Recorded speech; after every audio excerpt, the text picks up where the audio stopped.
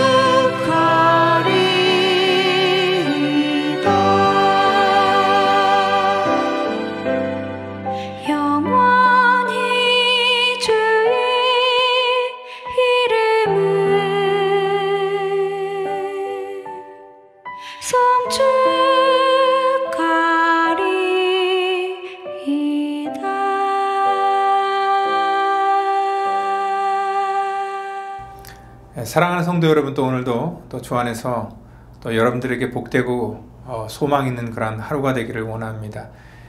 요즘 미국 사회가 계속 시끄러웠던 그런 이유가 뭐냐면 바로 어떤 그 편견 때문에 그렇죠.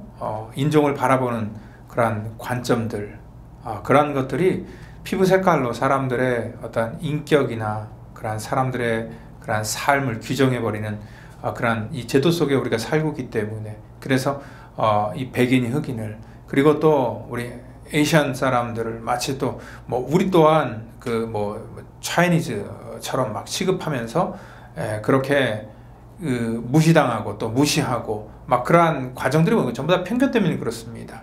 어떤 사람들이나 어떤 민족을 바라보는 그런 관점들이 다르다는 겁니다. 이 편견하면은요, 이 유대인들이 가장 심한 사람들이 아닐까라고 생각합니다. 자기들 외에는 전부 다 이방 사람들, 그리고 전부 다 자기들만 선민, 선택된 백성들, 나머지는 선택받지 못한 사람들, 이런 생각을 갖고 있죠. 그래서 철저하게 차별하고 그랬던 자들인데, 사실 이러한 사람들이 또 가장 큰 피해를 봤죠. 2차 세계대전 당시에 또 유태인이라는 그러한 이유 하나로 또 이런 편견의 굴레에 씌워서 가장 많이 학살당한 사람이 바로 유대인들입니다. 그러니까 남들을 편견의 시견으로 바라볼 때 자기도 그러한 피해를 당하는 것, 이게 바로 어떻게 보면은 이 세상에 그런 돌아가는 그런 이치인 것 같습니다. 그래서 우리도 살아가면서 어떤 이런 편견을 우리가 내려놓고 정말 올바른 것들을 볼 수 있는 또 그런 믿음의 눈이 필요합니다. 오늘도 또 올바른 것 볼 수 있는 그런 복된 하루 되기를 원합니다.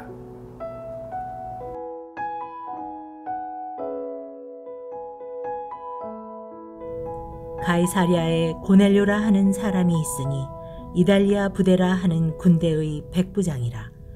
그가 경건하여 온 집안과 더불어 하나님을 경외하며 백성을 많이 구제하고 하나님께 항상 기도하더니 하루는 제9시쯤 되어 환상 중에 밝히 보매 하나님의 사자가 들어와 이르되 고넬료야 하니 고넬료가 주목하여 보고 두려워 이르되 주여 무슨 일이니이까. 천사가 이르되 내 기도와 구제가 하나님 앞에 상달되어 기억하신 바가 되었으니 내가 지금 사람들을 요바에 보내어 베드로라 하는 시몬을 청하라. 그는 무두장이 시몬의 집에 유숙하니 그 집은 해변에 있다 하더라.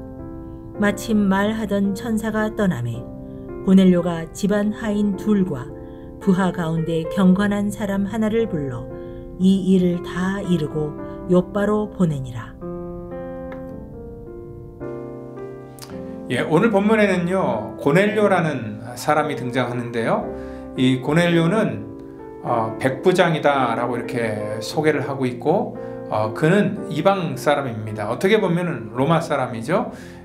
로마의 식민 통치 하에서 100명의 사병을 거느리는 그러한 권한을 갖고 있는 이 장교 중에 한 사람이고요.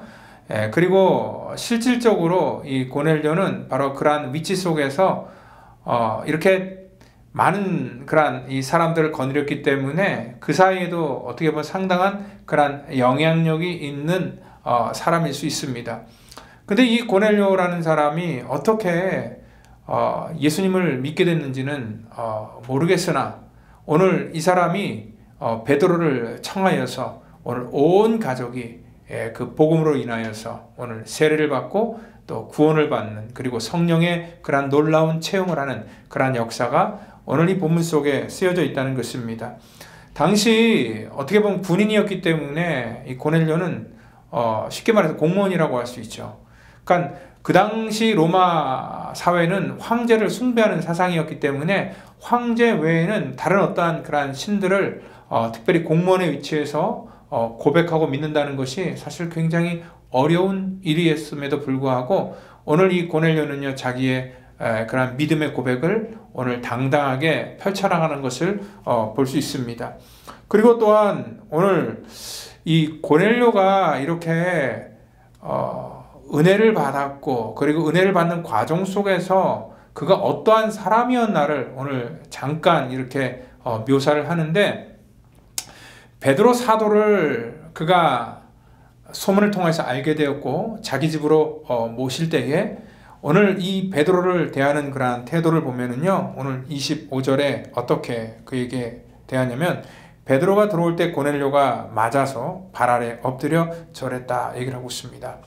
아무리 베드로가 사도일지라도 고넬료는요 어떻게 보면은 그 식민 국가의 그러한 장교로서 자기 식민 통치를 받고 있는 그러한 백성 앞에 무릎을 꿇고 한다는 것 자체는 세상의 방법에서는 사실 있을 수 없는 그러한 일들이지만, 고넬료는 베드로를 맞이할 때 그러한 겸손한 마음으로 되었다는 것입니다. 어떻게 보면 존경의 표현이죠. 근데 사실 이 고넬료가 베드로가 누구인 줄 알고 존경을 표했겠습니까? 지금 고넬료는요 베드로를 사실 알지도 못하고 그가 어떠한 사람인지 만나본 적도 없습니다. 베드로에게 이렇게 존경을 표했던 건 뭐냐면 베드로가 아니라 베드로 안에 갖고 있었던 하나님의 능력이었고, 하나님께서 베드로를 하나님의 종으로 사도로 부르셨다는 것, 그것 하나만 가지고 오늘 그에게 이러한 예를 표했다는 겁니다. 그러니까 고넬료는요 어떻게 보면은 베드로에게 무릎을 꿇은 것이 아니라 하나님을 존경하는, 경외하는 그런 마음에서 이러한 행동을 할 수 있었다는 거죠.